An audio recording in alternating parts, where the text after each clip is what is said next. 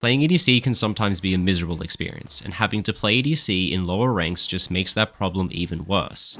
You've got supports and junglers who don't play for you at all, and you often have to verse full team compositions full of assassins. So today, we'll explore what climbing on ADC should look like by giving you realistic advice for all aspects of AD carry gameplay, by combining in-depth explanations with footage taken from my livestream. As a final disclaimer before we start the video as well, some clips from this video were taken from the very beginning of my Filter Challenger series, so not all gameplay shown is from a super high elo. My goal here isn't to show off by stomping in games played at a lower elo, it's to provide educational content so that I can help people. By using a game I played as a template to teach, and this game I played provides a really good template to do it with, so I'm going to use it. So, from early game laning tips, to a support who abandoned me to play 1v2 and how I dealt with it, and even some really cool mid-game macro that not enough people know how to utilize. There'll be a ton to cover in this video. Alright, with that said, let's roll the intro. My name's Rogue and I played League of Legends professionally for 7 years. Now I'm a full-time content creator and coach for all ranks iron through to Challenger. So if you want more information of what a coaching session with me will look like, you can find more information by following the link in the video description below. And while you're in the description, you'll also find the link to my Patreon where I post all of the recordings of my best coaching sessions in full, with almost 1,000 hours of content currently available, all sorted by role and rank, including sessions where I coach for professional level teams. You can get a glimpse of what pro level league looks like from the inside. That's why whatever you're looking for, you'll easily be able to find something that's going to help you improve, no matter your rank. Upon the game starting, you're going to notice the first thing I do is I instantly run bot lane out of base before the minions have even spawned, in order to take position in the bot lane bush. This is due to the nature of the matchup we're playing. Sivir Zyra vs Ashe Karma, a double range vs double range bot lane matchup like this with a lot of skill shots. In these types of matchup, the side who takes push on the first wave of the game starts at a massive advantage. Now the tech is, if you run in at this angle, you see if they enter the middle bush, so you know if they're there. Then you throw a W at this, so you know they're not there. And now I get to start in lane with full control. Karma, just stand here. Just so they don't come behind me and kill me. Just stand here. Okay, he doesn't understand, but that's fine. He's doing the best he can. And what I want to do is as the wave enters, we backpedal and hit the wave to instantly establish push, and then we throw shit at them as they enter. Push. So they made the mistake of giving me too much space here. So I've already killed off one minion before the wave hits neutral. And we're starting to pull ahead in the push battle. Now I'm going to go take top pocket of the lane so that I can match the Sivir, since I can out-trade her pretty easily. Now we have push advantage, so we win this really hard here. I have lethal tempo, so I'm not going to stop fighting for any reason. I'm going to barrier for the trade. Now this favors me really hard because we should be getting ahead in push advantage. And pretty soon we're going to hit 2 first, and they're not going to be able to hit the wave anymore. And I'm going to start out lifestealing them at that point. Alright, the first thing to note, as I already said, is that I suck at last hitting, so I apologize to your eyes. Now, this trade I took obviously wasn't that great. Getting rooted in front of your enemy and losing most of your health is not the best thing to do, but what you would have noticed is that I was insanely positive about it. This is because of the simple fact that I took that push advantage using the lane start I had at the beginning of the game, which is important for 2 reasons. The first is something I already just hinted at in the commentary. Once I get ahead and push and we're about to hit level 2, Sivir is forced to move back and stop auto-attacking the minions. Meanwhile, I'm able to continue hitting the creeps if I want to, meaning I can utilize the lifesteal of my Doran's Blade much more than what she can. This is something I always explain to top laners. In top lane, if you're in a losing matchup where you can't easily auto-attack the minion wave as much, you're often better off taking Doran's shield in order to utilize his passive for sustain, since if you can't actually hit the minions as you're being zoned, you're not going to benefit much from lifesteal. Whereas if you have Doran's Blade and you're able to take push, you're going to get a ton more lifesteal since you can hit the minions. The second reason why I'm happy about losing this trade is, well, let's just watch and see and let in-game Road explain that one. So what I'm going to aim to do here is fast crash this 3rd wave and reset because we're on split map. So we traded super hard, which means my big focus is on getting the wave in. And then I can take a free recall, and since we're on split map and their jungler can only play bot side of the map, if I'm in base during that timer, I can avoid the gank timer completely. And I can also get health back and just checkmate this guy into a completely losing situation. So I take cheat recall here. I tell my Karma what to do. He's going to hold the wave if they push. Now I take cheat recall. I buy a longsword. I should have had Cole, but... And now Karma, all she has to do is hold the wave. Because it's a cannon wave, it takes them a really long time to push in. I'm always going to get back in time. And if Karma can hold the wave out of turret and maintain a freeze, it's really good. Tank, tank. Yeah, there you go. Bang, just like that. Bot lane is GG. If they chase in the wave, he has no HP. If they don't chase in the wave, they base with a freeze, I go up half a level. Nice. This is the power of the lane start and the push advantage. Even bad trades can end up with a good result because of the extra lifesteal I get and the fact that on the wave crashing into tower, I'm simply gifted a free recall, meaning if I trade health evenly, it massively favors me. Since I did the recall as well just before the wave 4 cannon minion and my support held the wave for us, we were able to set up a nice freeze and gain a substantial XP advantage. But sadly, this is where my game is going to start looking a little bit more relatable to you guys. And from this moment onwards, my support decides to start making some questionable decision, and ultimately from here on, he just abandons me. You B. I tell him to B. Go base. Go base support. Go B. You've got 400 health, my friend. Alright. I just went 2 points Q. I'm trolling. I thought I hadn't skilled it yet because it didn't light up, but that's not how Ashe Q works, is it? Alright, bad play by my Karma, because she's left me in lane unattended when they got back here, when she could have easily recalled while they were in base. So this fucking sucks. Where's my Karma? Alright, my Karma has randomly walked off to go into the river when I'm trying to re-establish push, so I guess I lose push again. Alright, I'll just stand at my tower and wait, because my Karma went to the river for no reason. I knew ADC would be painful. Now my fucking support is top lane. At least he's getting work done. We'll say that much. Now this is the part where a lot of low rank ADC struggle. Your support has abandoned you. You're left to 1v2. What should you do? The answer is, it's not actually that bad, because likely your opponent is going to be making the exact same mistake that my opponent is making. What the opponent should be doing is double stacking waves. This way on the first wave they can slow push and deny me gold and XP 2v1 as the minions dying are so far away from my tower that I can't even get in range to get them. Then on the second wave they can simply fast crash the wave into tower and get far more tower damage with a double stacked wave than they can get with a singular one. Instead, the enemy bot lane is just feeding minion waves into me one at a time, meaning I'm not actually losing any XP at all.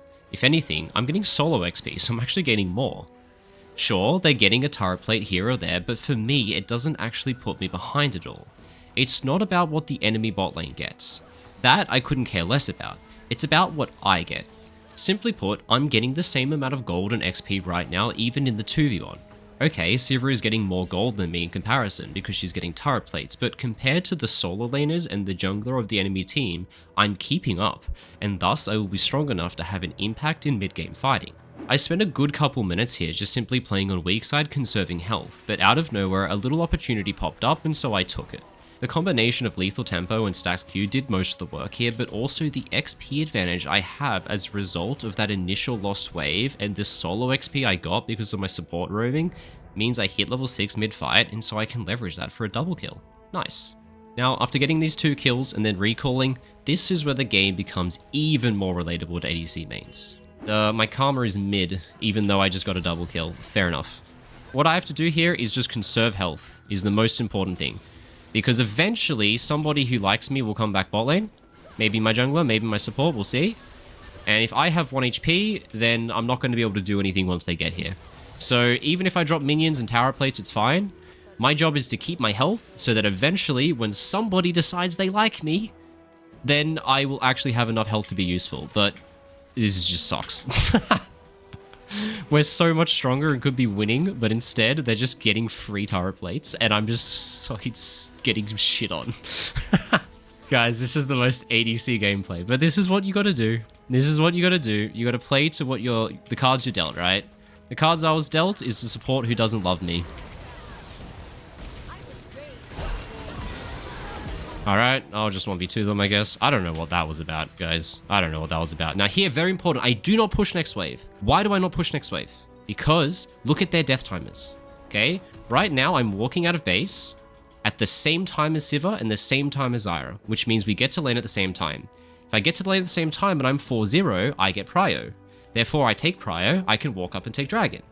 But what happens if I delay my recall is they get out of base before me, they get to crash a wave into tower, then they get to walk up river, take vision, and take dragon.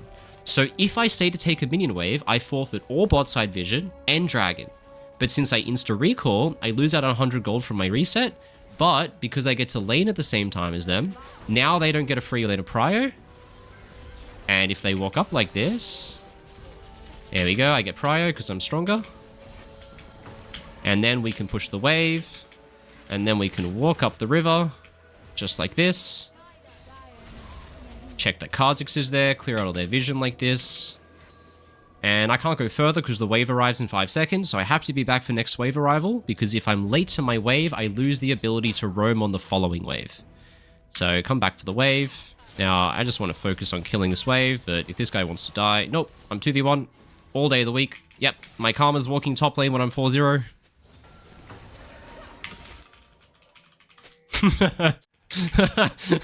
Sometimes you just gotta ask nicely. Give that guy the snipe from downtown. There you go, he's dead.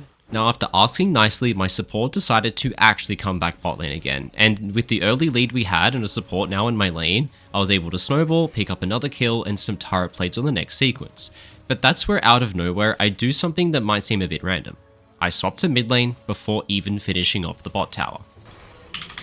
Me mid, and I tell him. So this gives me a moment to swap there because he is in base. And because I'm a lot less mobile, I need the safety of being mid in the short lane since I'm in a mobile carry. So I'm going to swap mid preemptively before the towers even die. And from here, I can get perma prio over everyone because I'm in the center of the map.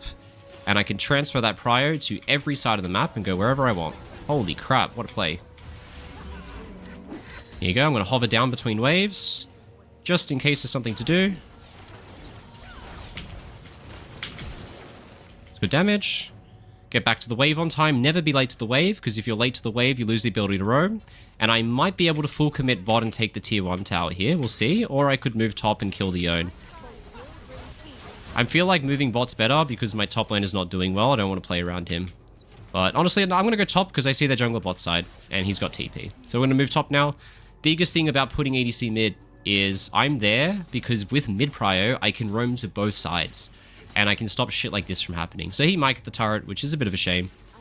But we'll see if we can find him and take him out. There are 3 reasons for why I did this early swap to mid. Firstly, the distance between mid towers is shorter than the distance between towers in a side lane.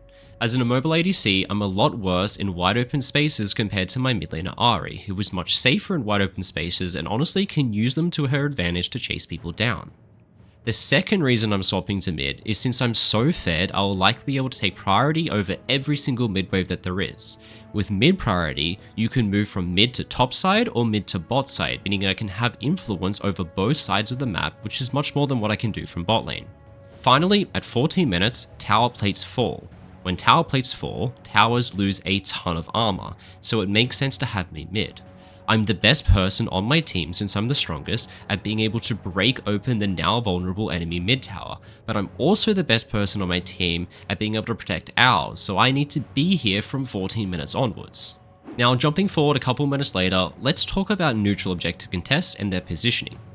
When playing around a neutral objective, the most important thing to do as an ADC is to secure a direction to kite, either up or down river. Now I see a lot of ADCs get baited at this point by the generally good advice of always catching the wave first before moving into a neutral, but situationally this should be ignored. After catching this mid wave, the dragon is already alive, and the following arriving wave won't be here for about another 20 seconds. If I was to stay mid in order to get this next wave, I would have terrible positioning over the dragon. If the enemy team during that time walked into river, I would simply have enemies in front of me as I tried to enter, but I could also have enemies just sitting behind me, since all they would have to do is just sit at their raptors or around mid, and once I walk into river, their positioning would become a flank angle onto me. So instead, look at what I do. I'm going to leave mid open and go into river here. Right, dragon has already spawned, therefore next mid wave does not matter, let's just start the dragon. We can finish this dragon before they do anything with that mid wave, and what's more important is that I have safe positioning to kite down river. Now, let's pause right here for a moment and look at the positioning of my Karma, for example. It looks terrible, right? She's completely split from her teammates, and if she tries to walk down the river, she can very easily be flanked by an enemy who simply waits at the enemy raptor camp and comes out behind her. Now, of course, the downside of doing this is that I've just left my mid tower vulnerable and the enemy can take it.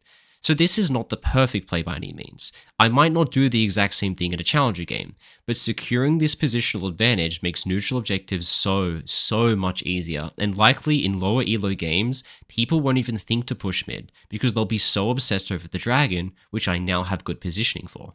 So let's ensure that I have safe position to kite down river by getting into river rather than getting stuck mid lane. This guy wants to jump on me and kill himself, I'll take it. And let's just fight after, guys, keep going. Alright, I'll just finish the dragon because you guys got that handled. Good shit, boys. And now, what do we do after fights, guys? We fan out. I see all of my teammates run mid. Where do I go? Bot lane. Right? You fan out to maximize the reward of winning a fight. This tower, I get all the gold from it that we wouldn't have gotten. This wave is a wave that I get that we wouldn't have gotten. There's 2 people dead. There's one mid, one top jungle. That means bot lane's open. This tier 2 tower is potentially something that I will get that we would not have gotten if I didn't go bot lane. So I'm absolutely maximizing the reward for the winning these fights here. So we'll see if I can get this. Kha'Zix is coming, but I've got Yorick, so should be fine. Just stay in the wave.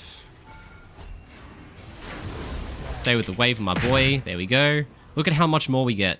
We get so much more when you fan out after winning a fight, right? I got 2 towers and 2 extra waves. That's 1,500 gold, those 2 towers and 2 waves. 1.5k gold. Does chasing the enemies or running up mid give me more than 2.5k gold? No. So therefore, we don't do it. Now this part cannot be overstated. The biggest solo queue sin we always see is people winning a team fight and just 5-manning mid. But the upside of winning a team fight is that you cannot get picked by the enemy if you fan out since they're dead, allowing you to take farm and towers in more lanes than one. The one thing I didn't mention here is the tempo advantage of the next sequence. Since I push this bot wave all the way into the enemy's bot inhib tower, they then have to spend an enormous amount of time on the following sequence pushing it back onto our side of the map.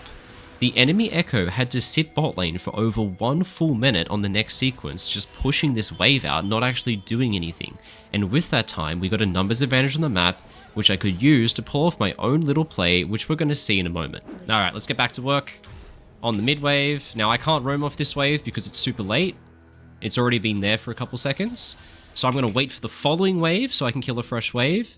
And then we're going to transfer Prio into one of the side lanes. Now, Atakan's up, but to be honest, I can kill Yone before the Atakan spawns. Go, go, go. Go, go, go. Run at him. Run at him. Go. Yeah, here we go. I'm coming.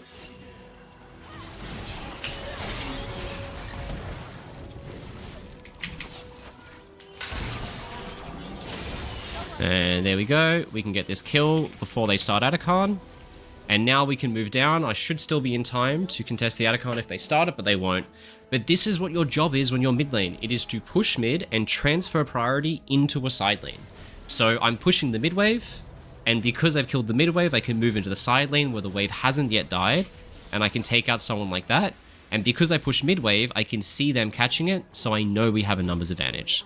Now, I sort of explained already, but let's break down what was happening here exactly.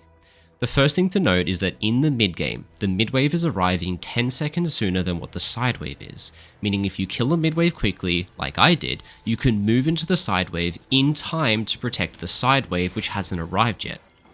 Another thing to note is that because I pushed the mid wave in, it is revealing both Sivir and Zyra on the minimap, which just simply confirms to me that we have a numbers advantage if I move to another lane, which is how I'm so overly confident that we should be engaging onto Yone here. Alright, with that covered, let's time skip forward just a couple more minutes later into the video and see how things have gone for us. Well, we got Atakan, we got Baron, and now it's about time to end the game. Really good. At this point, we've probably got about a 10k gold lead and we're holding Baron buff, so realistically, it's hard to lose, but the only way we could possibly lose this game is if the enemy team somehow gets a flank and kills me, the Fed carry. Since they cannot win a fight front to back, they have to get on the back line. This is where I'm going to give you the final tip for the video that you need to know as an ADC for when it comes to closing out a game cleanly. Now here's the biggest tip, guys, go top lane, go top lane. Do not go mid, go top, because I can get flanked much more easily if we're in mid lane. It's much harder to flank someone when their back is facing the edge of the map. Oh shit, where's my team? I just 1v1 Kha'Zix real quick. Alright, we'll take that. Don't know where my arrow went, it's in Narnia. But now they won't be able to flank me, because if I siege from a side lane, I can stick my back to the edge of the map and no one can come behind me, as opposed to trying to walk up mid where I can get flanked from 2 different directions at the same time. So because I'm vulnerable and I'm versing assassins, we're not sieging mid, we're sieging top lane. Good shit, boys. Now, not everything that has happened has been perfect this game, but that's the inherent purpose of what I'm trying to say. Yes, my early trading lane was bad, and I lost a lot of health for no reason, but because I had a push advantage, I ended up in a good situation anyway. Yes, I also got abandoned by my support and had to 2v1 for most of the lane, but because I kept my cool and my enemy didn't know how to properly punish it, I was able to simply conserve my health until I found an opportunity later on. The one thing that did go right for me was that my mid laner was kind enough to actually let me swap mid when I asked for it, which was great. This made me able to use my mid game macro to execute some really cool plays. The dragon contest as well was not picture perfect by any means, but by playing to realistic conditions, I was able to be much safer in my positioning around the dragon, and from that we got a really easy team fight. And of course, the AD carry shouldn't be the one to finish off dragon and go split push bot lane after a teamfight ends, but patching holes that your teammates leaves is a core skill you've got to learn how to do, and by doing this, I maximize the reward for the fight massively. And finally, I definitely deserved to have died to that Kha'Zix at the end of the game, after I shot my ultimate to Narnia. But we had a gold lead, so it's fine, and my teammates didn't listen to my call to come top lane, even though it was the objectively best play. So in hindsight, maybe it would have been easier to just stay mid with them since they didn't follow me, even though it wasn't perfect.